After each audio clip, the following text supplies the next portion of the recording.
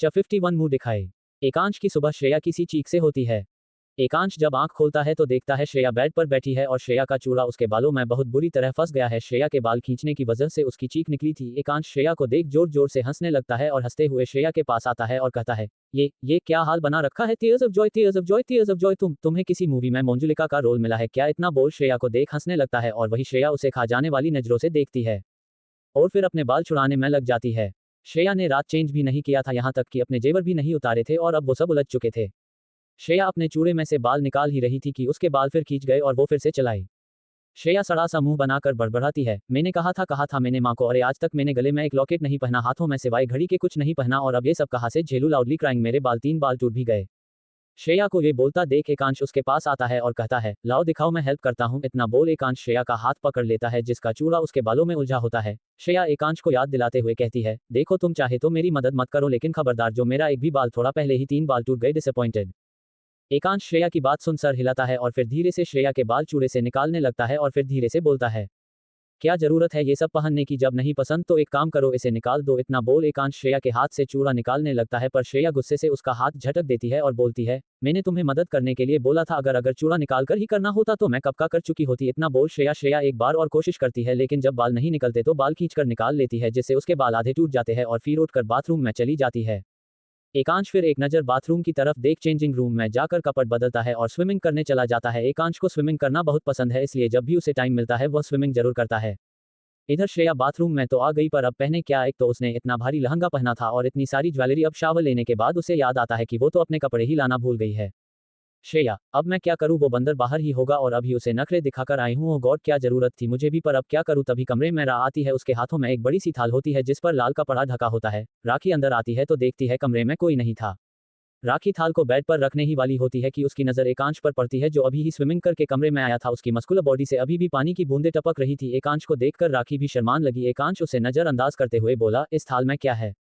राखी जो कब से एकांश को निहार रही थी एकदम से बोली, वो आज श्रेया दीदी की मुंह दिखाई है इसलिए बड़ी मालकिन ने उनके लिए ये कपड़े और गहने भिजवाए हैं। राखी की बात सुन एकांश चेंजिंग रूम में जाता हुए कहता है, श्रेया बाथरूम में है, उसे वहीं दे दो। राखी बाथरूम का डोर नॉक करती है। श्रेया जो कब से गेट पर सर टिकाए सोच रही थी उसे एकदम से होश आता है। श्रेया, ये एकांश तो नहीं आ गया? डिसअपॉइंटेड, अब मैं क्या करूं? श्रेया अपने ही ख्यालों में मग्न थी जब उसे राखी की आवाज आई। राखी दीदी, हम हैं राखी, आपके लिए बड़ी मालकिन ने ये कपड़े भिजवाए हैं। फिर राखी श्रेया को कपड़े देती है और बाहर चली जाती है। वहीं श्रेया एक नज़र कपड़ों को देखती है और फिर तैयार होने लगती हैं। सभी नीचे श्रेया का ही इंतजार कर रहे थे। एकांश और शिवाय भी तैयार होकर नीचे आ गए थे। गायत्री जी, अरे आप दोनों कहाँ जा रहे हो? आज श्रेया की मुंह दिखाई है और आप दोनों आज भी घर पर नहीं रह सकते? पाउटिंग। गायत्री जी की बात सुन एकांश कहता है, माँ वो अभी कुछ जरूरी मीटिंग है। कल जब सबको पता चला कि मेरी और श्रेया की शादी हो चुकी है तो सबने वापस से अपने रंग बदलने शुरू कर दिए, पर अब और नहीं, इस बार जिसने हमारे खिलाफ आवाज उठाई थी वो हमारी कंपनी में नहीं रहेगा, इसलिए आज एक मीटिंग रखी है। शिवाय, मामी आप टेंशन मत लो, हम भाभी की मुंह दिखाई से पहले ही आ जाएंगे। पर ये भाभी है कहा? लो आ गई। गायत्री जी सीढ़ियों की तरफ देखकर कहती है जिससे सबकी नजर उसी ओर मुड़ जाती है और सामने श्रेया को देख सब हैरान रह जाते हैं। एकांश की तो मानो दिल की धड़कने ही रुक जाती है। श्रेया पूरी तरह से सजी हुई नीचे आ रही थी, हाथों में चूड़ा, सर पर लाल रंग की ओढ़नी का पल्लू और पिंक लहंगा। श्रेया बहुत खूबसूरत लग रही थी। श्रेया नीचे आती है और सबसे आशीर्वाद लेती है। गायत्री जी श्रेया को नजर का टीका लगाते हुए कहती है, मेरी बच्ची को किसी की नजर ना लगे, स्माइल, और एक काम करते पहले मुंह दिखाई हम घर वाले ही कर लेते हैं, ऐसे कब तक हम अपनी चांसी बच्ची का चेहरा नहीं देखेंगे? और वैसे भी शादी अभी सिर्फ कोर्ट में हुई है, जब पूरे रीति रिवाज के साथ शादी होगी तब हम सबको अपने हाथों से न्योता देकर आएंगे। स्माइल। हर्षवर्धन जी भी हाँ में हाँ मिलात हुए, सही कहा बेटा आपने, हमें भी अपनी बच्ची की प्यारी सी मुस्कान देखनी है। गायत्री जी सारी तैयारी करती है और फिर श्रेया को वही बैठा एकांश को उसका पल्लू उठाने को कहती है। एकांश धीरे से श्रेया के पास आता है और आहिस्ते से उसका घूंघट उठाता है तो सामने श्रेया की बड़ी बड़ी आंखें और मासूमियत देखकर एक बार फिर कहीं खो जाता है। सभी एकांश को नोटिस कर रहे थे। गायत्री जी हंसते हुए, अरे बेटा हमें भी देखना है, आप तो पूरी जिंदगी ही देखने वाले हैं। उनकी बात सुन सब हंसने लगते हैं और वही श्रेया और एकांश झेप जाते हैं। फिर बारी बारी से सब शेयर को देखते हैं और उसे गिफ्ट्स देते हैं। वही एकाना अपने मन में सोचता है, अरे मैंने तो कोई गिफ्ट दिया ही नहीं, पर मैं क्यों इसे गिफ्ट दूं? इसका चेहरा ही तो देखा है, वो तो पहले भी देखा था। मुंह दिखाई की रस्म के बाद अब श्रेया की पहली रसोई की रस्म थी। रसोई का नाम सुनते ही श्रेया के तो रंग ही उड़ जाते हैं, टीयर्स ऑफ जॉय। और वही श्रेया की ऐसी हालत देख एकांश को बड़ा मजा आता है। वो सोचता है, लगता है बेचारी को कुछ बनाना ही नहीं आता, अब आएगा मजा, टीयर्स ऑफ जॉय। श्रेया रसोई में जाती है और मुंह बनाकर बोलती है, एक तो ये 10 किलो का लहंगा, फिर ये ज्वेलरी, फिर ये चूड़े, कंफाउंडेड फेस, हाय मेनू तो समझ ही नहीं आता कि मैं क्या करूँ, हाय रब्बा बचाए। फिर रसोई को देखती है और बोलती है, ये रसोई तो मेरे लिए सबसे अपरिचित स्थान है, अनअम्यूज्ड क्यों इन बेचारी बेकसूर सब्जियों को मेरे हवाले कर रहे हो? चलो जब करना हो है तो अब श्रेया दिखा दे अपना जादू। इतना बोल श्रेया खीर बनाना शुरू करती है और कुछ ही देर में राखी की मदद से खीर डाइनिंग टेबल पर सर्व करती है। शिवाय वाह कितनी अच्छी खुशबू है। Open mouth face. Harshvardhan ji भी श्रेया को देखते हुए, सच में बेटा बहुत ही अच्छी खुशबू आ रही है। सबको श्रेया की तारीफ करता देख एकांश मजाकिया लहजे में कहता है, दादू पहले ही क्यों इतनी तारीफ कर रहे हो, क्या पता चीनी की जगह नमक डालकर बैठी हो महारानी टीयर्स ऑफ जॉय। एकांश की बात सुन श्रेया चीर जाती है। गायत्री जी भी एकांश को घूरती है। फिर श्रेया सबको खीर सर्व करती है, लेकिन एकांश की कटोरी में बहुत ही कम खीर डालती है। सभी खीर टेस्ट करते हैं। गायत्री जी, खीर सच में बहुत अच्छी है बेटा।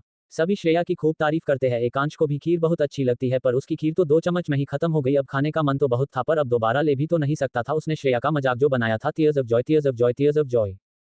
52 कुल देवी का मंदिर। एकांश बेचारा अपना मन खीर के पास छोड़कर ऑफिस के लिए निकल जाता है। वही शिवाय जो सब देख रहा था, उसके दिमाग में एक आइडिया आता है और वो भी ऑफिस के लिए निकल जाता है। श्रेया भी नाश्ता कर गायत्री जी के पास बैठकर कुछ देर बातें करती है और फिर हर्षू दादू के पास जाकर उनकी एक्सरसाइज करने में उनकी मदद करती है और फिर अपने कमरे में आकर धड़ाम से बेड पर गिर जाती है। श्रेया, मुझे कोई प्रॉब्लम नहीं है, मैं दादू को एक्सरसाइज करा दूंगी, मैं माँ के साथ बहुत सारी बात कर लूंगी, पापा और शिवाय के लिए खीर बना दूंगी और यहाँ तक कि उस सड्डू से बहस भी कर लूंगी, पर ये इतने भारी कपड़े ये मैं नहीं झेल सकती। हायो रब्बा मैं की करा, लाउडली क्राइंग योटे हो गया हमने का, what should I do. Shreya अपनी ही दुखों के समंदर में डूबी हुई थी, तभी उसका फोन बजा। श्रेया ने देखा तो फोन ध्रुव का था। श्रेया जल्दी से फोन उठाती है। उधर से ध्रुव की आवाज आती है, कैसी है मेरी प्रिंसेस, अब अपने नए घर जाकर तू हमें तो भूल ही गई ना, सुबह से एक भी फोन नहीं। ध्रुव की बातें सुन श्रेया की आंखें नम हो जाती है और वो रूंधे गले से कहती है, भाई मैं आपको कभी भूल सकती हूँ भला। ध्रुव श्रेया की आवाज सुन समझ जाता है कि श्रेया रो रही है। ध्रुव घबराते हुए बोलता है, श्रेयू क्या हुआ, किसी ने कुछ कहा क्या, वरीद किसी ने तुझे कुछ कहा तो नहीं। ध्रुव को परेशान देख श्रेया अब खुद को संभालते हुए कहती है, अरे कुछ नहीं भाई, आप सबकी याद आ रही है, डिसअपॉइंटेड। ध्रुव, तूने तो डरा ही दिया, अगर इतनी ही याद आ रही है तो ठीक है, मैं कल तुझसे मिलने आऊंगा, ठीक है। ध्रुव की बात सुन श्रेया बहुत खुश हो जाती है और चहकते हुए बोलती है, हाँ भाई आप कल सुबह ही आ जाना, जल्दी जल्दी। फिर कुछ देर दोनों बात करते हैं। अब शाम होने को थी। श्रेया अब अपने लहंगे से कुश्ती लड़ते हुए नीचे आती है, पर गायत्री जी और हर्षू दादू को देख ऐसे नाटक करती है जैसे मानो वो कितनी कंफर्टेबल है, टंग आउट। पर गायत्री जी श्रेया की ये छोटी सी चोरी पकड़ लेती है और हंसते हुए उसके पास जाती है और कहती है, श्रेया मेरे साथ चलना तो बेटा। श्रेया, जी माँ। इतना बोल श्रेया गायत्री जी साथ उनके कमरे में चली जाती है। गायत्री जी श्रेया को अपने पास बेड पर बैठते हुए श्रेया से कहती हैं, बेटा हमें पता है कि आप अभी इस शादी को, इस रिश्ते को नहीं मानती, हम सब भी आप दोनों पर कोई दबाव नहीं डालेंगे, लेकिन बेटा ये अब आपका घर है और आप जैसे चाहे यहाँ रह सकती है। आपका मन अगर ये लहंगे पहनने का नहीं है, आप इसमें कंफर्टेबल फील नहीं करती, तो आप अपनी पसंद के कोई भी कपड़े पहन सकती हो, समझी। गायत्री जी की सारी बातें सुनकर श्रेया को बहुत अच्छा लगा। वो मुस्कुराते हुए बोली, माँ मैं जानती हूँ कि आप सब मुझसे बहुत प्यार करते हो और सच कहूँ तो सच में ये लहंगे मुझसे झील नहीं रहे, मगर माँ ने बोला है कि कुछ टाइम तक शादीशुदा लड़की को ये चूड़ा ये लहंगे पहनने पड़ते हैं, सज धज कर रहना पड़ता है, तो बस इसीलिए मैं भी यही कर रही हूँ। और रही बात रिश्ते को मानने या निभाने की, तो माँ मेरे लिए मेरी जिंदगी में सिर्फ रिश्ते मायने रखते हैं, मैं अपने रिश्तों को बचाने के लिए कुछ भी कर सकती हूँ। गायत्री जी श्रेया की बात सुन बहुत खुश होती है और उसे गले लगा लेती है। श्रेया भी अब किचन में राखी की मदद से शाम के खाने की तैयारी करती है, पर श्रेया के बड़े बड़े चूड़े उसे कोई काम अच्छे से करने ही नहीं दे रहे थे। गायत्री जी और संजय जी अपने किसी दोस्त के घर जाते हैं और हर्षवर्धन जी भी संजीव जी के पास चले जाती है, तो अब घर में बस श्रेया और राखी ही बचे थे। श्रेया जैसे तैसे कर सब्जी बनाती है, फिर राखी को रोटी बनाने का बोलकर अपने कमरे में आ जाती है और विशु से बात करने लगती है। विशु, श्रेया तू ठीक है ना, जीजू ने तुझे बाद में परेशान तो नहीं किया ना। विशु की बात सुन श्रेया चिढ़ते हुए बोलती है, क्या जीजू, कौन जीजू, हा लुक ऑफ ट्रायम्फ, कोई जीजू नहीं है, वो तेरा और कुछ भी नहीं हुआ, उसकी हिम्मत थोड़ी है मुझसे पंगा लेने की। श्रेया की बात सुन विशु हंस देती है और बोलती है, अच्छा ठीक है, नहीं कहूंगी मैं अपने जीजू को जीजू, tears of joy tears of Joy. अच्छा श्रेया एक बात पूछूं। श्रेया, तू कब से मुझसे परमिशन लेने लगी, पूछना।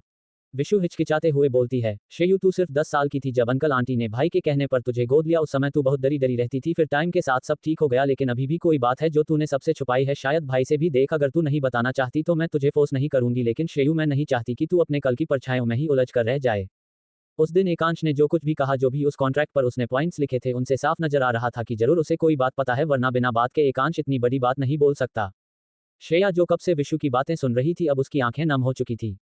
उसे ऐसा लग रहा था मानो किसी ने उसके घाव पर नमक छिड़क दिया हो। श्रेया रूंधे गले से कहती है, विशु मैं जानती हूँ और मानती भी हूँ कि तू मेरी सबसे अच्छी दोस्त है, जिसने हमेशा मेरा साथ दिया, तूने हमेशा मुझे समझा, पर विशु कुछ बातें ऐसी है जो मैं सिर्फ खुद तक ही रखना चाहती हूँ। मैं मानती हूँ कि मैंने एक सच सबसे छिपाया है, मगर उसके पीछे कारण है, और रही बात एकांश की, तो मैं कभी एकांश को माफ नहीं कर सकती। माना कि उसे कुछ गलतफहमी है, वो कुछ जनता है, पर क्या उसने मुझसे पूछा नहीं, उसने कभी मुझसे एक बार सच जानने की कोशिश तक नहीं की, बस जो मन में आया मैं मुझे सुना दिया, दुनिया का सबसे घिनौना इल्जाम मुझ पर लगा दिया, तो मैं उसे कैसे माफ कर दूँ।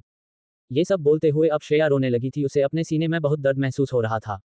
विशु भी अब श्रेया के सामने ये सब बातें कर पछता रही थी। विशु ने श्रेया को बहुत सॉरी बोला और उसे चुप कराने की कोशिश की, मगर श्रेया ने मैं ठीक हूं कहकर फोन काट दिया और अपने मुंह पर हाथ रखकर रोने लगी। फिर कुछ समय बाद खुद को संभाल कर मुंह धोकर नीचे जाने लगी। श्रेया सीढ़ियों से उतर रही थी मगर उसका ध्यान तो अभी भी कहीं और ही था। गलती से श्रेया का पैर उसके ही लहंगे पर रखा गया। अब तो श्रेया को लग गया कि अब तो वो गई। श्रेया मन में, हाय कितना दर्द होगा मुझे, गिरते ही कमर तो टूटेगी ही, साथ में हाथ पैर भी गए, फिर तो मुझसे कोई शादी भी नहीं करेगा। पर मेरी तो शादी हो गई। लाउडली क्राइंग श्रेया बस अपने फ्यूचर प्लान्स में लगी हुई थी कि तभी उसे एहसास हुआ कि वो तो गिरी ही नहीं, बस हवा में लटक रही है। श्रेया ने मुड़कर देखा तो एकांश ने उसका हाथ पकड़ा हुआ था। एकांश श्रेया को ठीक से खड़ा कर नीचे जाने लगता है। श्रेया हैरान सी वही खड़ी रहती है और फिर अपना लहंगा उठाकर एकांश को कहती है, थैंक यू, पर तुम कब आए और तुम ऊपर से आ रहे हो, मतलब तुम बहुत पहले ही आ गए, तो फिर तुम रूम में क्यों नहीं आए? श्रेया की बात सुन एकांश रुक जाता है और मुड़कर श्रेया को देखते हुए कहता है, क्यों तुम मेरा इंतजार कर रही थी? और रूम में क्या बात है? Ekansh smile with horns devil smile लिए श्रेया को देखते हुए कहता है। श्रेया उसकी बात सुन झेप जाती है और कहती है, तुम ज्यादा मत बनो, मैं बस पूछ रही थी। इतना कहकर श्रेया डाइनिंग टेबल के पास आती है। एकांश भी आकर चेयर पर बैठ जाता है। तभी हर्षवर्धन जी, गायत्री जी, संजीव जी और शिवाय सभी वहां आ जाते हैं। सभी डिनर करते करते श्रेया की सब्जी की तारीफ करते हैं। गायत्री जी, बेटा आप इतना अच्छा खाना बनाती हो तो फिर आपको किचन में जाना क्यों नहीं पसंद? हमें याद है अनीता ने हमें एक बार बताया था कि आपको किचन में खाना बनाना बिल्कुल भी पसंद नहीं, ऐसा क्यों? गायत्री जी की बात सुन श्रेया कहती है, माँ मुझे ज्यादा खाना बनाना नहीं आता, वो तो मैं और विशु एनजीओ के बच्चों के साथ कैंप पर जाते रहते थे, इसलिए हम दोनों ने कुछ डिशेज बनानी सीखी थी और फिर बच्चे कभी कभी जब हमसे खाना बनाने को बोलते तो हम एनजीओ में भी उनके लिए खाना बनाते थे, इसलिए हमसे खाना बनाना आता है। और एक बार जब मैं एनजीओ में खाना बना रही थी तभी वहाँ एनजीओ की ही एक छोटी सी लड़की मेरे पास आई थी, मेरा ध्यान नहीं गया और उसके हाथ पर गर्म तेल गिर गया। तब से ही हमें खाना बनाने से थोड़ा डर लगता है।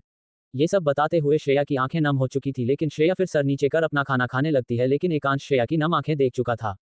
खाना खाने के बाद सभी कुछ देर हॉल में बैठकर बातें करते हैं। तभी गायत्री जी कहती है, बेटा हम ज्यादा रीति रिवाज तो पूरे नहीं कर पाए, लेकिन एक रिवाज हमारे खानदान में बहुत पहले से चलता आ रहा है और हम चाहते हैं कि आप दोनों भी वो रिवाज पूरा करें। एकांश, कैसा रिवाज माँ? मैंने तो ऐसा कोई रिवाज नहीं सुना।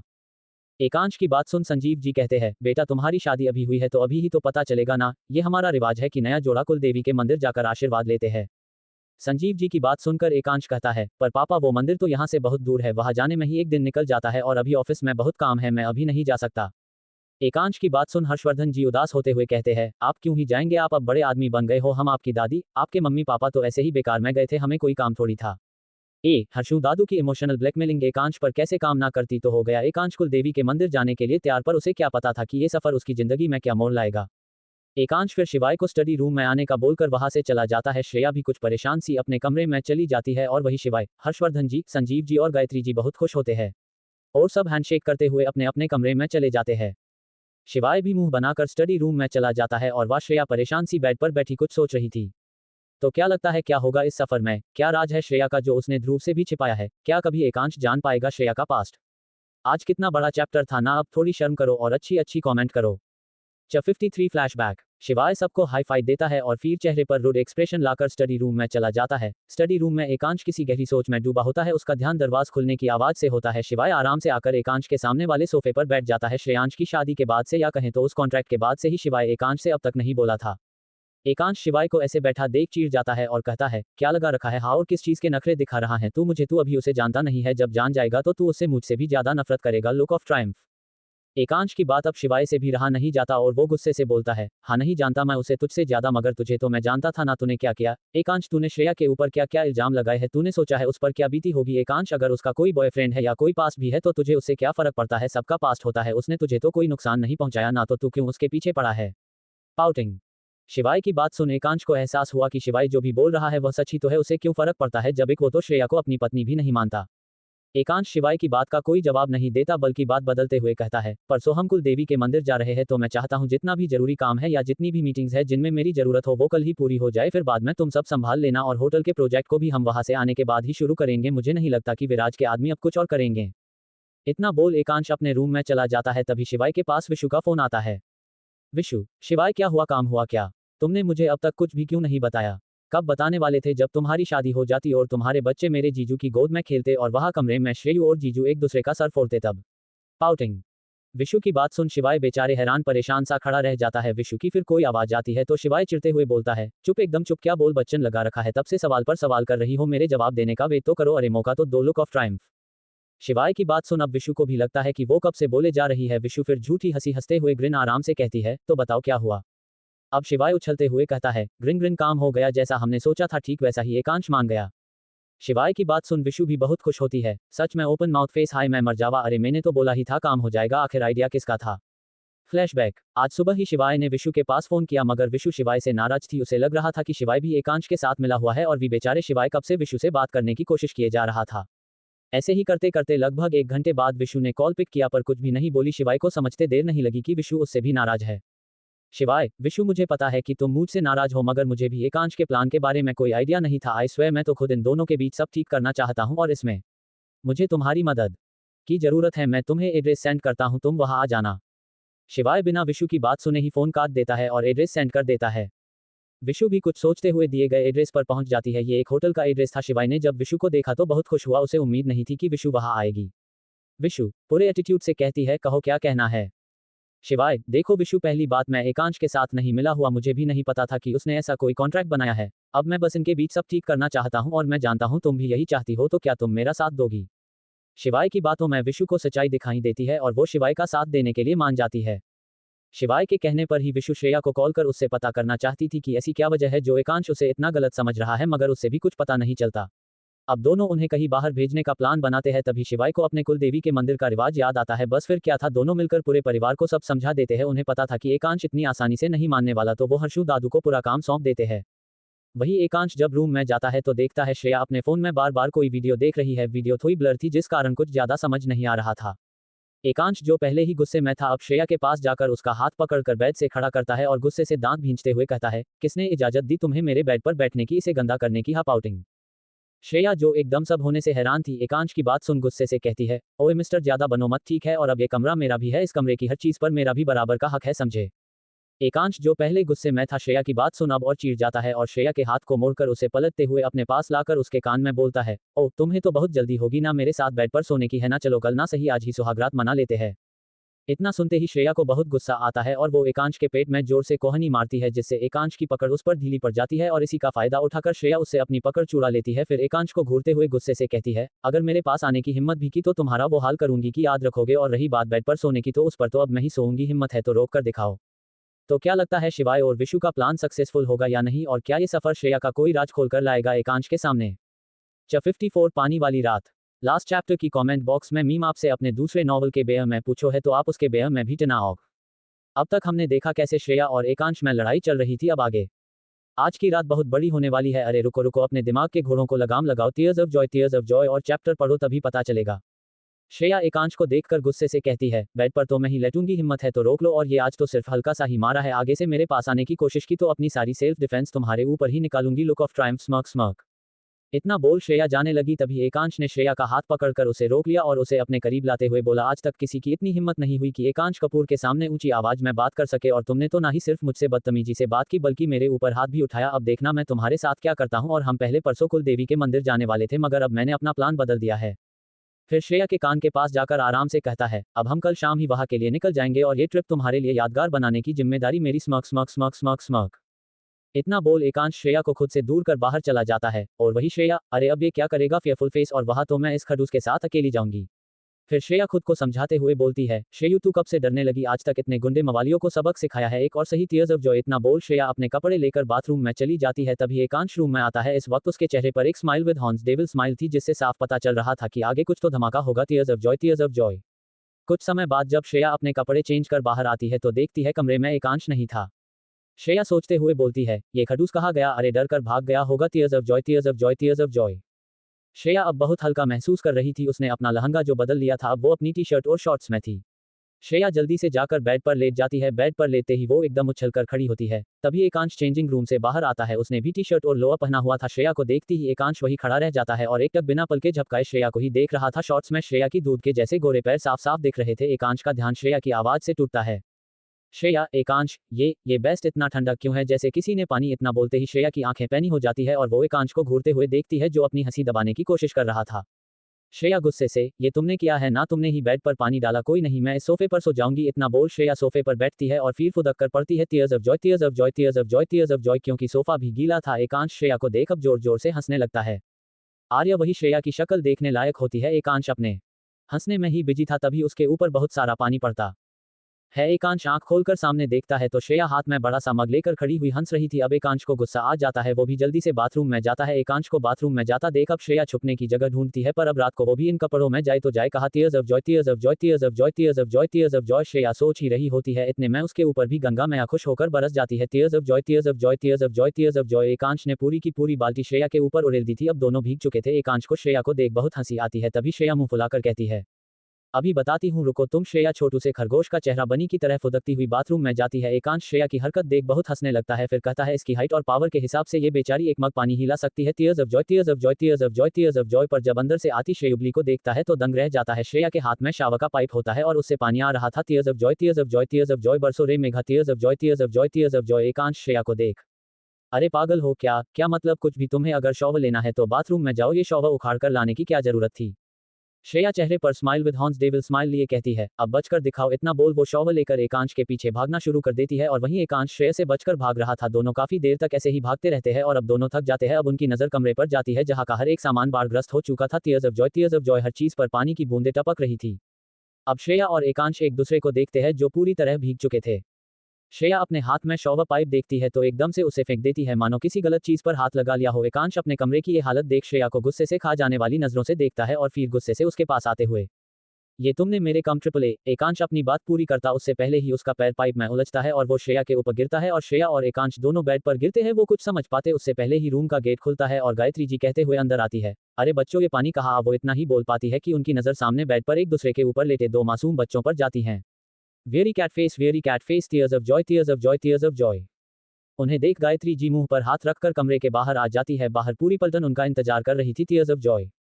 श्रेया और एकांश के कमरे में आवाज सुन गायत्री जी ने ही सबको बताती है और सभी उनके कमरे के बाहर गेट पर कान लगाए खड़े थे। कुछ देर तक तो अंदर से भाग दौड़ की आवाज आती है, मगर अब वो सभी आवाजें बंद हो चुकी थी तो बाहर खड़े दर्शकों का मन नहीं लग रहा था। टीयर्स ऑफ जॉय तो वो सब जल्दी से गायत्री जी को अंदर कमरे में भेज देते हैं। बाहर आकर गायत्री जी अपने कमरे में चली जाती है, बाकी सब भी उनके पीछे पीछे जाते हैं। कमरे में गायत्री जी अपना चेहरा छुपाए खड़ी थी और उनके सामने हर्षू, दादू, शिवाय और संजीव जी तीनों उन्हें कान खड़े कर घूर रहे थे। बहुत पूछने पर गायत्री जी ने सबको सब कुछ बता दिया। उनकी बात खत्म होते ही उन्हें एक चहकती और मुस्कुराती हुई लड़की की आवाज आई। सभी उस आवाज को ढूंढने लगे। अब उन्हें क्या पता कि वह 3 नहीं 4 कान थे जो सारी बातें सुन रहे थे। गायत्री जी, शिवाय ये आवाज तुम्हारे पास से आ रही है। शिवाय, शिवाय पहले तो सबसे कोई बहाना बनाना चाहता था पर फिर उसने अपना फोन निकाल लिया। फोन पर विशु थी। विशु बोलती है, अरे शिवाय आगे क्या हुआ? गायत्री आंटी कुछ बोल क्यों नहीं रही? शिवाय कुछ कहता उससे पहले ही गायत्री जी शिवाय से फोन लेती है और कहती है, बेटा आपको जो भी जानना है आप हमसे पूछ सकती है। ग्रिन। गायत्री जी की बात सुन सब हंसने लगे और विशु बेचारी झेप गई। आंटी वो तो। गायत्री जी, अरे बेटा श्रेया और एकांश पास आ रहे हैं, हम बहुत खुश है। उधर कमरे में गीले बेड पर एक तरफ श्रेया तो दूसरी तरफ एकांश बैठे थे। दोनों अभी भी उन्हीं गीले कपड़ों को पहनकर बैठे थे। Tears of joy, tears of Joy. 55 एकांश की बेइज्जती। अब तक हमने देखा कि कैसे सभी घरवालों के साथ साथ विशु को भी श्रेया और एकांश की party all night tears of Joy के बारे में पता चल जाता है। अब आगे श्रेयांश के कमरे में गीले बेड पर पूरी तरह से भीगे हुए एकांश और श्रेया बैठे थे। गायत्री जी के जाने के बाद श्रेया एकांश के अपने ऊपर से धक्का देती है और उठकर बेड के एक साइड बैठ जाती है। अब श्रेया बहुत टेंशन में थी। अब क्या होगा? वेरी कैटफेस माँ क्या सोचेंगी मेरे बारे में? श्रेया की बात सुन एकांश मजाकिया लहजे में कहता है, क्या ही सोचेंगी? सोच लेंगी कि उनकी बहू उन्हें जल्द ही एक छोटा सा बेबी देने वाली है। Smirk smirk. एकांश की बात सुन श्रेया पास ही में रखा गीला तकिया एकांश को मारते हुए कहती हैं, तुम्हें नहीं लगता कि तुम कुछ ज्यादा ही बोल रहे हो? पाउटिंग। अब जल्दी ये बताओ कि आज सोना कहाँ है? पहले तो पूरा बेड पर पानी पानी कर दिया। अनअम्यूज्ड। ये सब तुम्हारी ही गलती है। श्रेया की बात सुन एकांश चिढ़ते हुए कहता है, तुम ज्यादा बनो मत, ठीक है? ये कमरे की हालत देखी है, ऐसा लगता है मानो बाढ़ आ गई हो। एकांश बोल ही रहा था कि तभी उसकी नजर श्रेया के ऊपर पड़ती है। श्रेया की टी शर्ट भीगने की वजह से उसके शरीर पर चिमक चुकी थी और उसके गोरे पैर, उसके नर्म भीगे होठ एकांश का ध्यान अपनी ओर खींच रहे थे। एकांश बहुत ही कोल्ड वॉइस में कहता है, जाओ जाकर चेंज करो, फिर गेस्ट रूम में ही सोना होगा आज।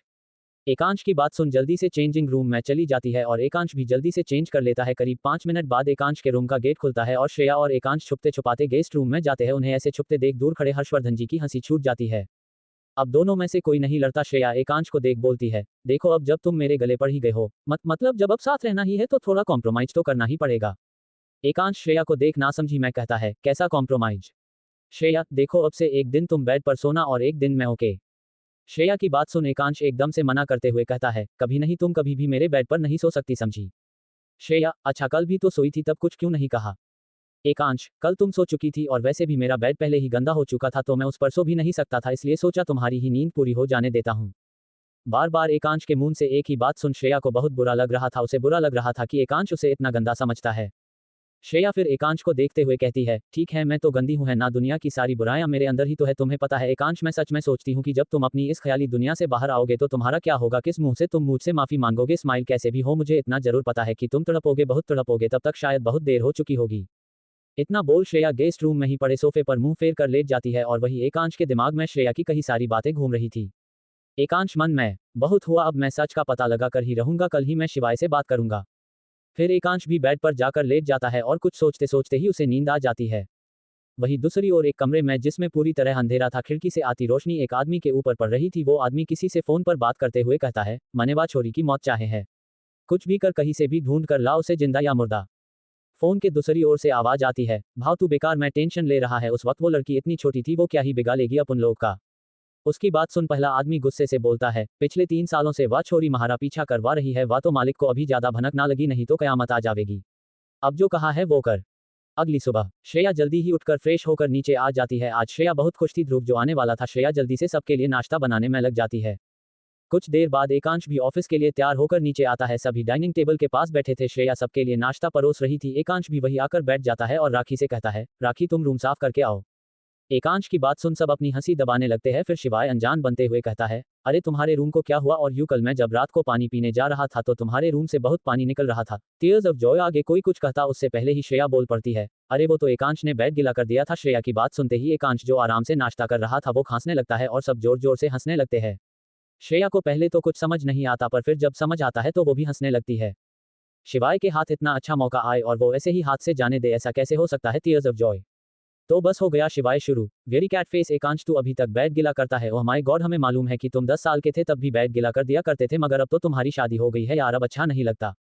शिवाय की बात सुन सब हंसने लगते हैं और वही एकांश गुस्से से घूर कर कभी श्रेया को देखता है तो कभी शिवाय को। शिवाय की नजर जैसे ही एकांश की नजर से मिलती है वो थोड़ा से हट जाता है और चुपचाप अपना नाश्ता करने लगता है। वही श्रेया की नजर जब मैन डोर पर जाती है तो श्रेया जल्दी से खड़ी हो भागती हुई जाती है। भाई भाई स्माइल। श्रेया जल्दी से जाकर ध्रुव के गले लग जाती है और बाकी सब भी अपना नाश्ता खत्म कर वही आ जाते हैं। श्रेया ध्रुव को सोफे पर बैठते हुए, भाई आप रुको, मैं आपके लिए अपने हाथों से बनी खीर लाती हूँ। ध्रुव श्रेया को देख बहुत खुश था और अब श्रेया को यहाँ खुश देख तो और भी ज्यादा। वही एकांश जो ऑफिस जाने के लिए तैयार था ध्रुव को वहां देख रुक गया। चलो बेचारे को आज तो खीर मिल ही जाएगी। Tears of joy, tears of joy. Shreya Rakhi के साथ एक ट्रे में खीर लेकर आ जाती है और सबको परोसने लगती है। फिर श्रेया भी वही ध्रुव के पास बैठकर उससे बातें करने लगती है और ध्रुव भी सभी से बातें करने लगता है। तभी रोहन भागता हुआ हॉल में आता है और शिवाय को देख उसके पास जाकर उसके कान में कुछ कहता है। एकांश और ध्रुव भी शिवाय के बदलते एक्सप्रेशन नोटिस कर रहे थे। शिवाय जल्दी से जाकर टीवी ऑन करता है और न्यूज चैनल पर लगाता है। टीवी में चल रही न्यूज देख सभी दंग रह जाते हैं। श्रेया के हाथों से खीर की कटोरी गिर जाती है और वी एकांश के चेहरे पर इस वक्त सिर्फ गुस्सा था। इस वक्त एकांश इतना भयानक लग रहा था मानो अभी जो भी उसके सामने आएगा उसे जिंदा जला देगा। एकांश सभी घरवालों को देखते हुए खीर की कटोरी फर्श पर फेंकता है जिससे वो कांच की कटोरी टूट जाती है। एकांश गुस्से से कहता है, मैंने मना किया था इस लड़की पर भरोसा करने के लिए, अब देख लिया नतीजा इस पर भरोसा करने का। पाउटिंग। श्रेया एकांश का ये रूप देख डर जाती है और वही ध्रुव के चेहरे पर भी इस वक्त गुस्सा साफ दिखाई दे रहा था। क्या लगता है आखिर क्या था न्यूज में जिसे देख एकांश को इतना गुस्सा आ गया, और आखिर क्या सच में श्रेया पर भरोसा कर उन्होंने गलती की। 56 श्रेया पर शक। अब तक हमने देखा कि कैसे टीवी पर चल रही न्यूज को देख एकांश को गुस्सा आ जाता है और वो सारा गुस्सा श्रेया पर उतारने लगता है। अब आगे एकांश, मैंने कहा था मैं सब कुछ बर्दाश्त कर सकता हूँ लेकिन ये होटल बनाना मेरा सपना है, मैं इसे लेकर कोई लापरवाही बर्दाश्त नहीं करूंगा। फिर श्रेया के सामने जाते हुए गुस्से से, तुम्हारी वजह से, सिर्फ और सिर्फ तुम्हारी वजह से आज मैंने अपना सपना एक और बार टूटते देखा है। पाउटिंग। श्रेया तुम इतनी लापरवाह कैसे हो सकती हो, अब कुछ बोलती क्यों नहीं। पाउटिंग। इतना बोल एकांश गुस्से से श्रेया के कंधों को पकड़ उसे गुस्से से झिंझोड़ रहा था और श्रेया बस भरी आंखों से एकांश को ही देख रही थी। ध्रुव से अब रहा गया। ध्रुव ने एकांश के हाथों से श्रेया को छुड़ाया और श्रेया को अपने पीछे करते हुए एकांश से गुस्से से बोला, एकांश भूलो मत श्रेया मेरी बहन है, ध्रुव खुराना की बहन, और किस बेसिस पर तुम श्रेया पर ये इल्जाम लगा सकते हो। माना होटल के प्रोजेक्ट की सारी इन्फॉर्मेशन श्रेया के पास थी मगर इससे ये साबित नहीं होता कि श्रेया ने ही इन्फॉर्मेशन लीक की है, और वो भला ऐसा क्यों करेगी। इस प्रोजेक्ट में सिर्फ तुम्हारी ही नहीं बल्कि हमारी और विशु की भी कंपनी शामिल है। अब एक दूसरे पर इल्जाम लगाने से बेहतर होगा किसी तरह इस इन्फॉर्मेशन को लीक होने से रोका जाए। ध्रुव की बात सुन शिवाय कहता है, एकांश ध्रुव ठीक कह रहा है, और वैसे भी अभी न्यूज पर सिर्फ इतना ही बताया गया है कि हमारा नया प्रोजेक्ट लीक हो गया है, लेकिन उससे रिलेटेड अभी कोई भी इन्फॉर्मेशन लीक नहीं हुई है। हम चाहे तो अभी भी इसे रोक सकते हैं। सभी शिवाय की बातों से सहमत होते हैं और एकांश को मनाते हैं। एकांश गुस्से से श्रेया के पास आता है और उसके कान में कहता है, अगर मुझे जरा सी भी भनक लगी कि ये सब तुमने किया है या इसमें तुम्हारा हाथ है तो तुम कल का सूरज नहीं देख पाओगी।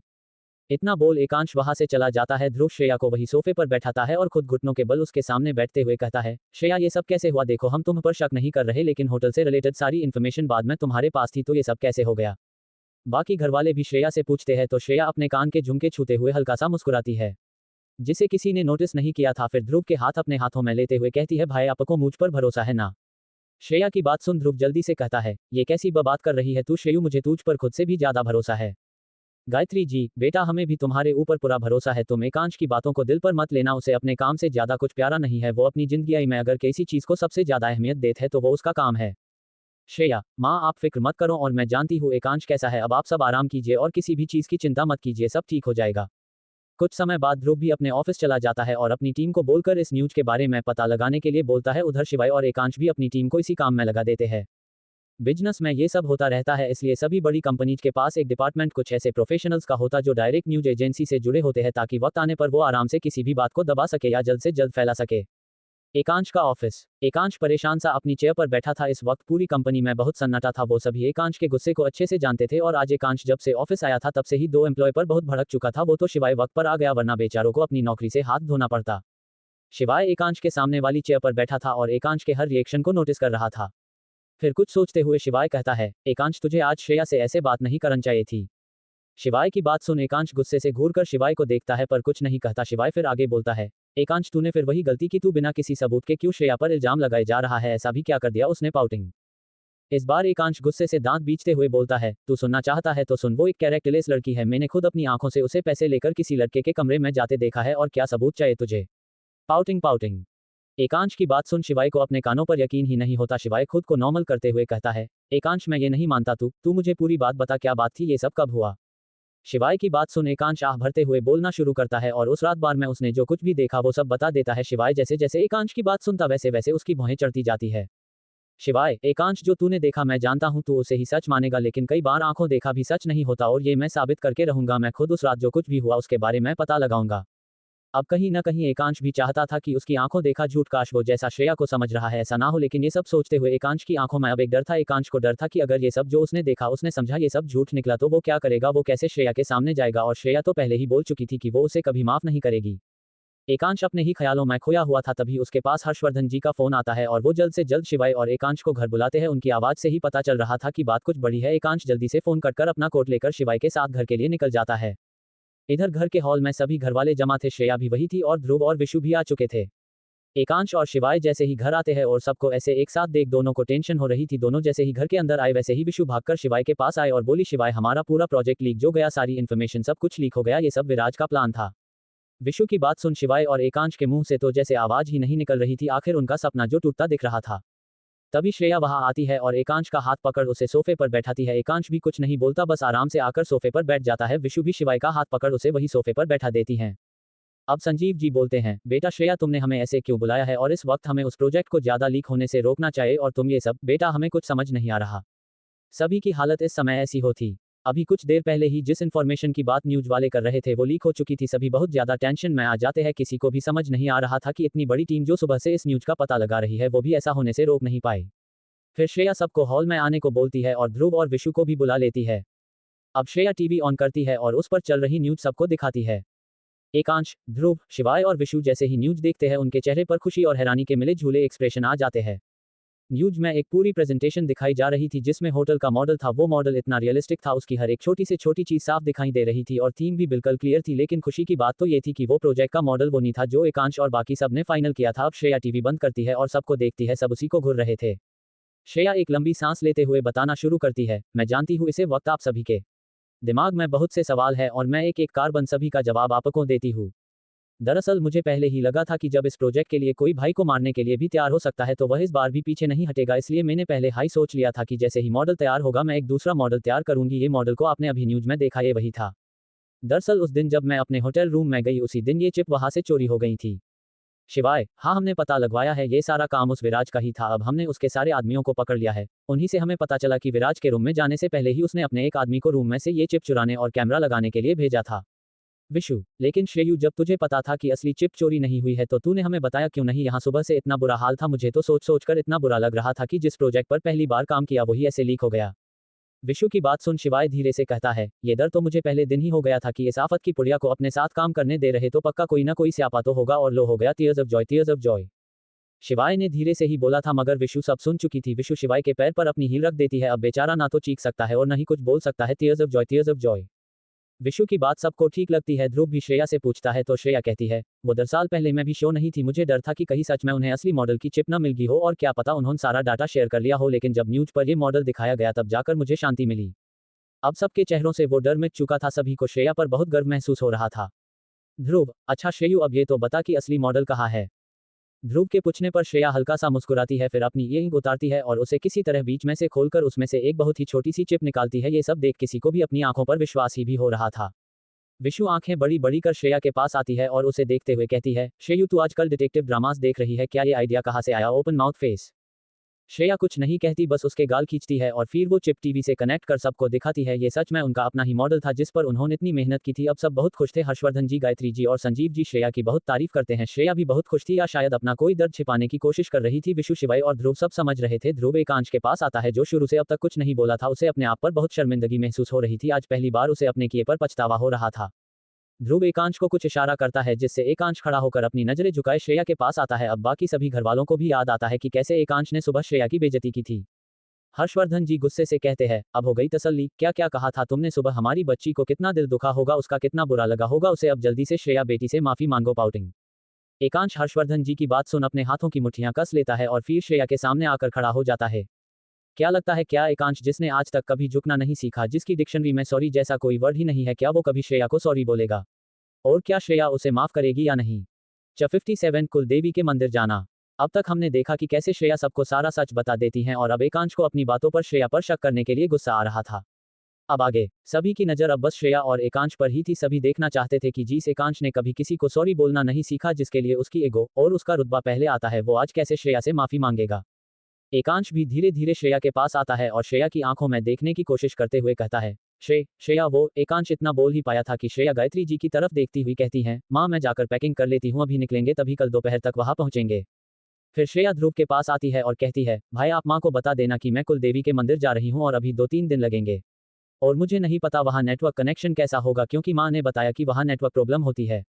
ध्रुव, ठीक है मैं माँ को बता दूंगा, पर तू अपना ध्यान रखना, पिछली बार की तरह बीमार मत हो जाना। स्माइल। फिर ध्रुव श्रेया का सर प्यार से सहलाता है। श्रेया भी मुस्कुरा दी और एकांश को पूरी तरह से इग्नोर कर अपने कमरे में पैकिंग करने चली गई। विशु भी श्रेया के साथ चली गई। एकांश बस श्रेया को जाते हुए देखता रहा।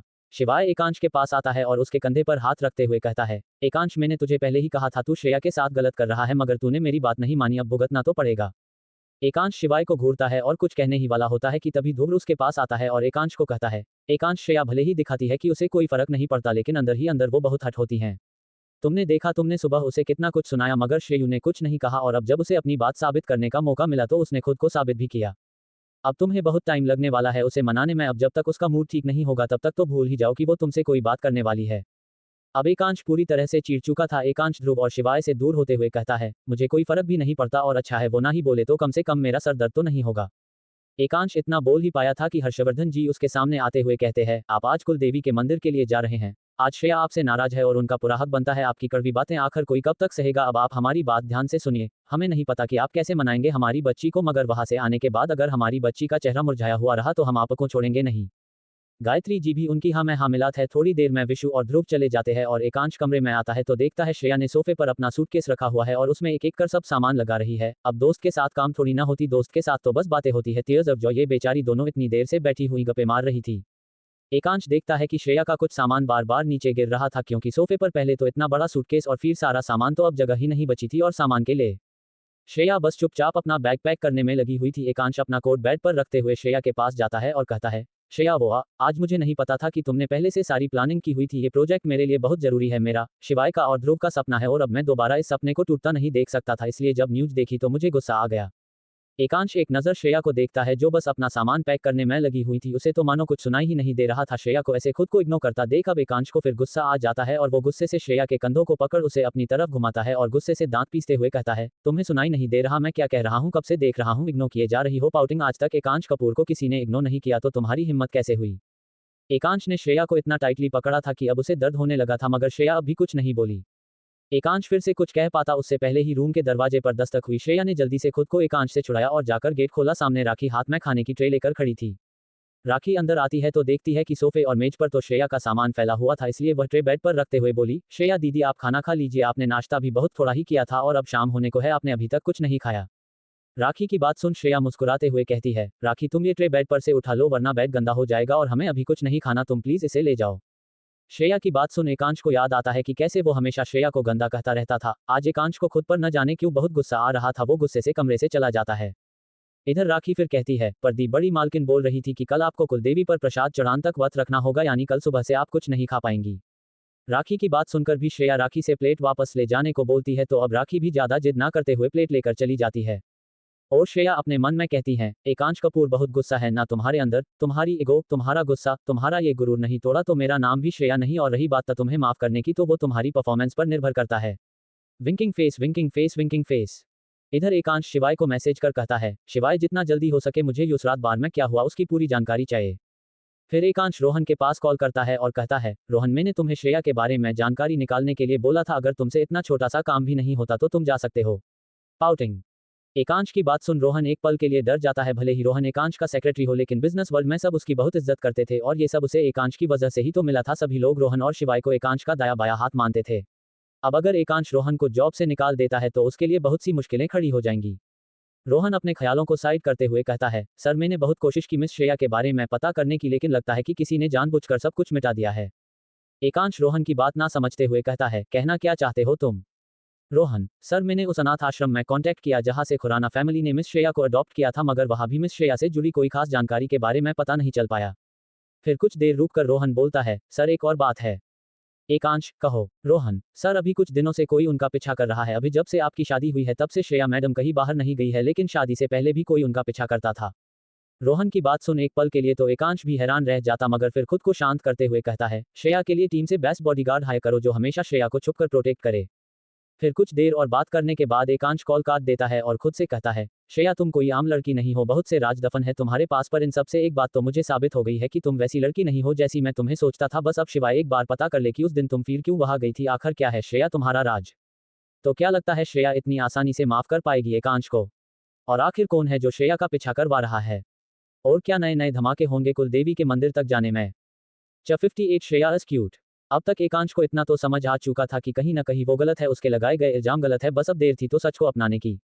एकांश दोबारा कमरे में आता है तो देखता है श्रेया मिरर के सामने तैयार हो रही थी। आज श्रेया ने शादी के बाद पहली बार कुर्ती पहनी थी। श्रेया ने येलो प्लाजो और कुर्ती पहनी थी, कुर्ती के ऊपर येलो कलर का ही नेट का श्रग भी था, बाल खुले, आंखों में गहरा काजल, मांग में सिंदूर और गले में मंगलसूत्र। आज एकांश का मन श्रेया को अपनी बाहों में भरने का कर रहा था। एकांश एक कदम आगे बढ़ा है, लेकिन तभी उसे याद आता है कि वो क्या सोच रहा है। अपनी सोच पर हैरान एकांश चेंजिंग रूम में चला जाता है और यहाँ श्रेया जो कब से एकांश को मिरर से ही नोटिस कर रही थी अब मुंह बनाते हुए बोलती है, हुसड़ू कहीं का पागल, बदतमीज, एक बार दोबारा मनाया भी नहीं, अगर इस बार मनाने आता तो आज की गलती के लिए मैं उसे माफ करने के बारे में सोचती। Look of Triumph. भले ही मुझे उस वक्त बहुत बुरा लगा था, पर माँ ने सही कहा था, वो एकांश का सपना था जो कि एक बार उसकी आंखों के सामने पहले ही टूट चुका था। अब अगर दोबारा ऐसा होता तो गुस्सा करने की तो बात है, डिसअपॉइंटेड, लेकिन उसने मुझे क्या समझ रखा है, जब देखो दादागिरी दिखाता रहता है हूँ। और आज की बात के लिए मैं भले ही उसे माफ कर भी दूं, मगर उस कॉन्ट्रैक्ट की बातें, उसका एक एक पॉइंट मेरे दिल और दिमाग में जैसे बस गया है। मैं चाहे कितनी ही कोशिश क्यों ना कर लूं, पर जब भी मुझे तुम्हारी वो बातें याद आती है तो पता नहीं क्यों दिल में बहुत दर्द सा उठता है।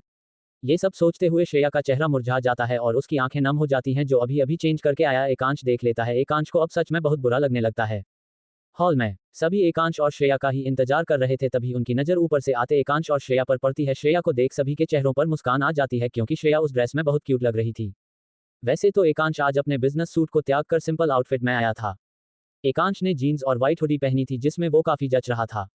गायत्री जी खुश होकर श्रेया की बलाएं लेती हैं और उसे काला टीका लगाती है और फिर उसे व्रत और पूजा के बारे में सब समझाती है। श्रेया भी बड़े ध्यान से उनकी सभी बातें सुन रही थी। एकांश कुछ दूर खड़ा सब सुन रहा था, तभी शिवाय उसके पास आता है, धीरे से फुसफुसाते हुए कहता है, कुछ सोचा श्रेया को मनाने के लिए? यहाँ की टेंशन तू मत ले, मैं जल्दी ही सब पता करवा लूंगा, तू बस अब श्रेया को ही मना। देख बेचारी का कैसे मुंह उतरा हुआ है, जब से तुझसे शादी हुई है खुलकर हंसते हुए भी नहीं देखा श्रेया को। शिवाय मुंह लटका कर बोलता है, पर एकांश के चेहरे पर कोई बदलाव न देख गुस्से में पैर पटकते हुए चला जाता है।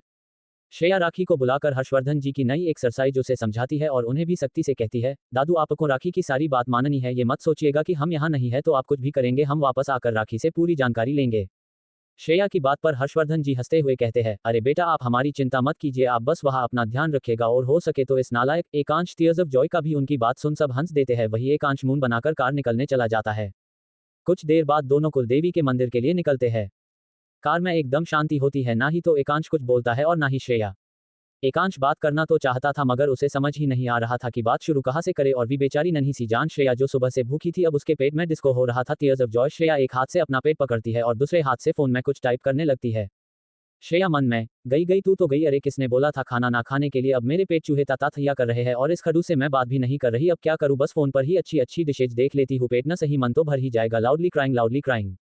अब श्रेया फोन में पिज्जा, बर्गर, आइसक्रीम, काठी रोल, गुलाब जामुन जैसी सब चीजें देखने लगती है। ये सब देखते हुए श्रेया के मुंह में पानी आ रहा था। श्रेया बस नजरें गड़ाए फोन को ही घूरे जा रही थी। एकांश ने जब श्रेया को ऐसे बुत बना बैठे देखा तो उसने एक नजर फोन पर डाली जिसमें बस खाना ही खाना था। एकांश फिर एक नजर श्रेया को देखता है जो किसी भूखी शेरनी की तरह खाने को घूर रही, जो बिल्कुल शिकार के लिए तैयार हो। ये सब देख एकांश मन में कहता है, ये कितनी क्यूट है, एकदम छोटे बच्चों जैसी हरकतें है इसकी। इतना सोचते ही एकांश के चेहरे पर एक प्यारी सी मुस्कान आ जाती है। एकांश किसी को मैसेज करता है और कार दूसरी तरफ मोड़ लेता है। श्रेया को तो कुछ खबर ही नहीं थी कि हो क्या रहा है। कुछ देर बाद कार एक बड़े से पार्किंग एरिया में आकर रुकती है, तब जाकर श्रेया फोन से नजर हटाती है और इधर उधर देखती है। वो एकांश से पूछने ही वाली थी कि उसने कार यहाँ क्यों रोकी और फिर उसे याद आता है कि वो तो अभी भी गुस्सा बुस्सा पाउटिंग है, तो ये सब सोचकर श्रेया कुछ नहीं बोलती। एकांश कार को पार्क कर कार से उतरता है, फिर श्रेया की साइड का गेट खोलता है पर श्रेया बाहर नहीं आती तो एकांश धीरे से श्रेया का हाथ पकड़ उसे कार से निकालकर एक बड़े से रेस्टोरेंट में ले जाता है। रेस्टोरेंट देखते ही श्रेया की भूख डबल हो चुकी थी, तभी वहां का मैनेजर आता है और उन्हें ग्रीट करते हुए उनके बुक किए रूम तक ले जाता है। श्रेया और एकांश एक बड़े से डाइनिंग रूम में आते हैं जिसके बीचों बीच एक गोल टेबल रखी थी और आसपास दो चेयर, टेबल पर बीच में ही एक प्यारा सा बोनसाई का प्लांट था। कमरे में एक अलग ही एसेंस था। श्रेया और एकांश दोनों अपनी अपनी चेयर पर बैठते हैं, तभी वहां एक वेटर आता है और उनका ऑर्डर पूछता है। एकांश मेनू श्रेया को देते हुए कहता है, तुम्हें जो खाना है तुम ऑर्डर कर लो। श्रेया एकांश से मेनू लेती है। उसे समझ नहीं आ रहा था कि अचानक एकांश उसे रेस्टोरेंट क्यों लेकर आया, मतलब उसे कैसे पता चला कि श्रेया को भूख लगी है। फिर श्रेया अपने मन में सोचती है, अरे मुझे क्या पड़ी है, मुझे तो बस अब जल्दी जल्दी खाना खाना है। श्रेया, भैया आप मेरा ऑर्डर लीजिए। Waiter, yes ma'am. श्रेया, एक प्लेट नहीं नहीं 2 प्लेट रस मलाई, 1 प्लेट ठंडी चाट, 1 प्लेट गर्म चाट, दाल मखनी, नान, उम्मम 1 प्लेट चाउमीन, और हाँ 2 प्लेट मोमोज भी, स्माइल स्माइल। बस भैया मेरे लिए तो इतना ही, स्माइल स्माइल। एकांश और वेटर दोनों हैरानी भरी नजरों से श्रेया को देखते हैं। एकांश चिढ़ते हुए कहता है, ये सब बस तुम्हारे लिए एंग्विश्ड, और ये क्या मंगाया क्या है तुमने, एक भी चीज खाने लायक नहीं। फिर वेटर को देखते हुए, तुम वो ऑर्डर कैंसिल करो, मैं ऑर्डर करता हूँ। Waiter, yes sir. Ekansh order करने के लिए मेनू हाथ में लेता ही है कि श्रेया झुंझलाते हुए बोलती है, भैया आपको अगर मेरा ऑर्डर नहीं लेना तो मत लीजिए, मैं बाहर खा लूंगी, और वैसे भी आपके रेस्टोरेंट के शेफ के हाथों में इतना स्वाद नहीं है जितना हमारी गली के रामू काका के हाथ की चाउमीन में है। लुक ऑफ ट्रायम्फ इतना बोल श्रेया उठने लगती है तो एकांश अपने दांत पीसते हुए कहता है, और फाइन, जो भी पहले ऑर्डर था वही सब ले आओ, लेकिन ठंडी चाट नहीं आएगी। वेटर वहां से चला जाता है और भी श्रेया मुंह लटका कर बैठ जाती है। एकांश को इस वक्त श्रेया बहुत प्यारी लग रही थी। वो धीरे से अपना फोन निकालता है और श्रेया का फोटो ले लेता है। कुछ देर में पूरी टेबल खाने से भर चुकी थी। अपना मनपसंद खाना देखकर ही श्रेया की आंखों में चमक आ जाती है। श्रेया अब किसी छोटे बच्चे की तरह इन पिन सेफ्टी पिन कर ये चूज कर रही थी कि पहले क्या खाना है। श्रेया फिर अपना खाना शुरू करती हैं और बड़े चाव से सब खाने लगती है। इस वक्त श्रेया बस अपनी ही धुन में मस्त थी। एकांश श्रेया का रूप देख बहुत खुश था। श्रेया एक मोमोज का बाइट लेती है, तभी उसे एकांश की आवाज आती है। एकांश बहुत प्यार से और मीठी सी आवाज में धीरे से कहता है, अब भी बात नहीं करोगी। 59 एकांश का पछताना। अब तक हमने देखा श्रेया जिद करके अपने लिए अपनी पसंद का सारा खाना मंगवा लेती है और मजे में सब खाने लगती है। अब आगे। एकांश बहुत प्यार से श्रेया से पूछता है, अभी भी बात नहीं करोगी। श्रेया जो अपना खाना खाने में मग्न थी, एकांश की बात सुन नजरें उठाकर एकांश को देखती है जो बहुत ही आस भरी निगाहों से श्रेया को देख रहा था। श्रेया एकांश की ऐसी भोली सूरत देख पिघलने लगती है। श्रेया मन में, ये कितना क्यूट लग रहा है, मन कर रहा है अभी जाकर इसके गाल खींच लूं, किसी फेस एकदम क्यूट और कैसे पप्पी आई से देख रहा है। पर मैं इतनी जल्दी इसे माफ नहीं करूंगी, कभी नहीं। इनसे समझ क्या रखा है मुझे, मतलब जो भी गुस्सा आता है, जितनी भी भड़ास होती है, पूरी जमा करके रखता है और घर आकर सब मेरे ऊपर डाल देता है। जब से इससे शादी हुई है आधी से ज्यादा बातें तो मैं अपने मन में ही करती हूँ। पागल इंसान कभी ठीक से बात तक नहीं करता। Look of Triumph, look of Triumph. Shreya अपने आप से ही बात किए जा रही थी और एकांश श्रेया के सभी एक्सप्रेशंस नोटिस कर रहा था। एकांश एक बार फिर बोलता है, देखो श्रेया, मैं मानता हूं कि मुझसे तुम्हें समझने में भूल हुई है, मुझे तुम्हारे ऊपर इल्जाम नहीं लगाना चाहिए था, पर उस वक्त मैं गुस्से में था, पर अब मुझे समझ आ गया है कि इन सब में तुम्हारी कोई गलती नहीं थी। श्रेया दुखी मन से खुद से ही बोलती है, रिलीव्ड फेस में भी कितनी पागल थी, मुझे लगा ये शादी वाली बात के लिए भी माफी मांग रहा है, पर मैं गलत थी। फिर श्रेया टिश्यू से अपना मुंह पूछते हुए कहती हैं, मिस्टर एकांश आप क्यों माफी मांग रहे हैं, और आई डोंट थिंक आपको कोई फर्क पड़ता है, मेरे बोलने ना बोलने से मैं ही पागल थी जो बेवजह ही अपना मुंह बंद करके बैठी थी। फिर श्रेया गेट की ओर जाते हुए कहती हैं, आई थिंक अब हमें चलना चाहिए। इतना बोल श्रेया रूम से बाहर चली जाती है। एकांश जो इतनी देर से श्रेया की बातें बहुत ध्यान से सुन रहा था, उसे पता नहीं क्यों श्रेया का उससे ऐसे बात करना बिल्कुल भी पसंद नहीं आया। वो अंदर ही अंदर बहुत हट हो रहा था। बिल पे करने के बाद एकांश पार्किंग एरिया में आता है तो देखता है श्रेया कार में ही खिड़की से सर टिकाए बैठी है। एकांश कार में बैठता है और अब वो अपना आगे का सफर शुरू करते हैं। इधर दिल्ली में जब से इस फेक मॉडल लीक की बात सामने आई थी तब से ही ध्रुव, विशु, शिवाय और एकांश की कंपनी में भी माहौल थोड़ा टाइट हो गया था। अब तीनों कंपनी का मैं मकसद जल्द से जल्द होटल के बारे ऑफिशियल अनाउंस करना था, मगर ये भी इतना आसान नहीं था। किसी भी ऑफिशियल अनाउंसमेंट से पहले होटल की कंस्ट्रक्शन शुरू होना जरूरी थी, जो कि ध्रुव पहले ही करवा चुका था। अब बाकी था तो ऑफिस वर्क। अभी भी श्रेयांश और शिवी की टीम बटी हुई थी। आज शिवाय की एक मीटिंग थी विशु के डैड के साथ। शिवाय मीटिंग रूम में जाता है और बैठकर मीटिंग की फाइल चेक करने लगता है। तभी कॉन्फ्रेंस रूम का गेट खुलता है और सामने से नी लेंथ ब्लैक ड्रेस पहने विशु आती है। विशु के साथ उसके पापा का असिस्टेंट विशाल भी था। शिवाय तो विशु को देखकर ये भी भूल जाता है कि वो अब ऑफिस में है। विशु आज एकदम पावरफुल वाइब्स दे रही थी। विशु शिवाय के सामने हाथ करते हुए कहती हैं, hi Mr Shivaay, it's nice to meet you. We are sorry that my father couldn't make it today due to some personal reasons, I hope you don't mind it, right. इतना बोल विशु विशाल की ओर देखकर कहती है, विशाल प्लीज वो फाइल तो हमें दीजिएगा। शिवाय तो विशु का ये रूप देख अब दंग ही रह गया। विशु उससे ऐसे मिल रही थी मानो उसे जानती ही ना हो या फिर आज पहली बार मिल रही हो। शिवाय की नजर अब विशु के पीछे खड़े सौरभ पर जाती है, जो कब से विशु के पीछे एक प्रोफेशनल स्माइल लिए खड़ा था। शिवाय मन में, ये चुहिया चाहती क्या है, मुझसे इतना रूडली क्यों बात की इसने, और उस विशाल से तो कितने अच्छे से बात कर रही थी। हु लुक ऑफ ट्रायम्फ, अच्छा है चुहिया को सांप ही खाता है और इसके तो नाम में भी विश है, tears of joy, tears of joy, tears of joy, tears of joy. विशहिला कही का शिवाय का विश मतलब उसका ध्यान टीयर्स ऑफ जॉय विशु की आवाज से टूटता है, जो कब से उसे ही आवाज दे रही थी। शिवाय एक सड़ा सा मुंह विशु की तरफ बनाता है और फिर जाकर अपनी चेयर पर बैठ जाता है और मीटिंग शुरू करने को कहता है। और वही विशु को अब समझ ही नहीं आ रहा था कि शिवाय ने वो सड़ा सा मुंह क्यों बनाया। फिर वो ज्यादा ना सोचते हुए मीटिंग पर ध्यान देती हैं। इधर अब शाम होने को आई थी। श्रेयांश आधा ही रास्ता तय कर पाए थे। इस 2 से 3 घंटों के बीच एकांश ने श्रेया से बात करने की बहुत कोशिश की, मगर श्रेया उसे उल्टे सीधे जवाब देकर चुप हो जाती। एकांश अपने आप को गुस्सा करने से रोकने की बहुत कोशिश कर रहा था, मगर अब आदत इतनी जल्दी थोड़ी ना बदलती है। एकांश के सामने आज तक किसी ने उसकी बात अनसुनी करने की कोशिश तक नहीं की, क्योंकि सब जानते थे कि अगर वो एक बार एकांश की बैड लिस्ट में आ गया तो उनका इस शहर में रहना और इस इंडस्ट्री में काम करने मुश्किल हो जाएगा। और आज उसी एकांश की बातें श्रेया इग्नोर कर रही थी, तो अब एकांश को भी अपने फुल टाइम मूड यानी अपने एरोगेंट और रूड मूड में आना ही पड़ा। एकांश कार को सड़क के साइड में लगाता है। श्रेया कुछ पूछ पाती उससे पहले ही वो श्रेया की सीट को थोड़ा तिरछा कर देता है, जिससे अब श्रेया सीट पर लगभग लेटी हुई थी और एकांश आधे से ज्यादा उसके ऊपर था। एकांश गुस्से से श्रेया का चेहरा अपने हाथों से कसते हुए उसके चेहरे के पास जाता है और दांत पीसते हुए कहता है, बहुत हो गया तुम्हारा ये ड्रामा, आखिर चाहती क्या हो तुम कि मैं तुम्हारे पैरों में गिरकर माफी मांगू? हाँ, मैं सिर्फ अपनी माँ के आगे झुकता हूँ, समझी तुम? मैं सिर्फ उनकी इज्जत करता हूँ जो इज्जत पाने के लायक होते हैं। पाउटिंग। एकांश गुस्से में क्या क्या बोल गया इसका शायद अभी उसे अंदाजा भी नहीं था। श्रेया जो पहले एकांश की इस हरकत से थोड़ा सहम गई थी, अब एकांश की बात सुन गुस्से से उसे खुद से दूर करती है और एक जोरदार चाटा उसके गाल पर मारती है। इस वक्त श्रेया की आंखें लाल थी। वो गुस्से से थी या श्रेया अपने आप को रोने से रोक रही थी, ये बता पाना मुश्किल था। एकांश तो जैसे एकदम से नम हो चुका था। अब उसका गुस्सा शांत हुआ था। अब उसे होश आया कि एक बार फिर अपने गुस्से के चलते उसने श्रेया को कितना कुछ सुना दिया, जबकि अब कहीं ना कहीं उसे भी विश्वास हो चुका था कि श्रेया के बारे में वो जो कुछ भी सोचता था वो गलत था। लेकिन फिर भी जाने अनजाने में अपने गुस्से में उसने श्रेया को फिर हर्ट किया। आज एकांश की आंखों में पछतावा था। मैंने सोचा था कि श्रेया का गुस्सा बुस्सा आज ही खत्म कर दूंगी, पर अभी बहुत लेट हो गया है। रात के 12:12 हो गए हैं और श्रेया को तो अभी एक एक बात का बदला लेना है। 60 एकांश की माफी और क्यूटनेस। अब तक हमने देखा कि कैसे एकांश एक बार फिर अपने गुस्से में अनजाने में ही सही पर श्रेया को एक बार फिर हट करता है, और अब श्रेया से जब सहा नहीं जाता तो वो भी एकांश को एक तमाचा मार देती है। अब आगे एकांश को अब अपने किए पर पछतावा हो रहा था। वो अपना सर उठकर श्रेया को देखता है, जो अब कार से निकल चुकी थी। अब अंधेरा हो चुका था, सितंबर का महीना था तो हवा भी ठंडी थी। एकांश कार से बाहर निकलता है और श्रेया के पीछे जाता है, जो अपना सर नीचे कर बस चली जा रही थी। एकांश उसके पास आता है और पीछे से उसका हाथ पकड़ लेता है। श्रेया इस वक्त एक स्ट्रीट लाइट के नीचे खड़ी थी और उसकी येलो ड्रेस लाइट में और भी ज्यादा चमक रही थी, और ऊपर से श्रेया का दूध सा गोरा रंग वो किसी परी से कम नहीं लग रही थी। एकांश ऐसे ही श्रेया का हाथ पकड़कर खड़ा रहता है, पर श्रेया न तो मुड़कर देखती है और ना ही कुछ बोलती है। एकांश श्रेया को अपने पास खींचते हुए धीरे से उसके कान के पास जाकर कहता है, आई एम सॉरी श्रेया, मैंने आज तक जब से होश संभाला है तुम्हारे सिवाय और किसी को सॉरी नहीं बोला। मैं मानता हूँ कि मैं अपना गुस्सा कंट्रोल नहीं कर पाता, पर मैं कर भी क्या सकता हूँ, अपने गुस्से पर मेरा कोई जोर नहीं है। श्रेया, बिजनेस वर्ल्ड में काम करने के लिए अपनी एक अलग पहचान बनाने के लिए मुझे सख्त होना पड़ा, और अब मुझे ऐसे ही रहने की आदत है। Disappointed disappointed disappointed. श्रेया जो कब से एकांश से मुंह मोड़कर खड़ी उसकी बात सुन रही थी, अब मुड़ती है और एकांश की आंखों में आंखें डालकर कहती है, मैं मानती हूँ कि सबकी पर्सनैलिटी अलग होती है, किसी को गुस्सा जल्दी आता है तो किसी को प्यार, मगर इसका मतलब ये तो नहीं ना कि हमारे सामने जो भी आए हम उसे जो भी मन में आए वो सुना दे। एकांश, तुम सोच भी नहीं सकते कि अनजाने में कही बातें भी कभी कभी किसी को तोड़ सकती है। फिर श्रेया ने गुस्सा करते हुए कहा, जिस दिन से शादी हुई है उस दिन से ही देख रही हूँ तुम्हारे मन में जो भी आता है तुम सुनाते हो और चले जाते हो। क्या समझते क्या हो तुम खुद को कि तुम्हें कोई कुछ नहीं कहेगा? अगर मुझे घर वालों की शर्म ना होती तो अब तक मैं तुम्हारा मुंह तोड़ देती। पाउटिंग, मैं तुम्हारा पंचिंग बैग नहीं हूं कि तुम आते जाते बस मुझे ताना मारकर चले जाओगे। एकांश श्रेया की बातें सुन पहले तो थोड़ा हैरान होता है, पर फिर उसके चेहरे पर एक प्यारी सी मुस्कान आ जाती है, क्योंकि वो जानता था कि कहीं ना कहीं श्रेया ने उसे माफ कर दिया है और अब वो बस अपना गुस्सा निकाल रही है। एकांश को हंसता देख श्रेया का पारा और हाई हो जाता है। पाउटिंग, वो फिर एकांश के ऊपर मुक्कों की बारिश करते हुए कहती है, बहुत हंसी आ रही है ना, अभी बताती हूँ।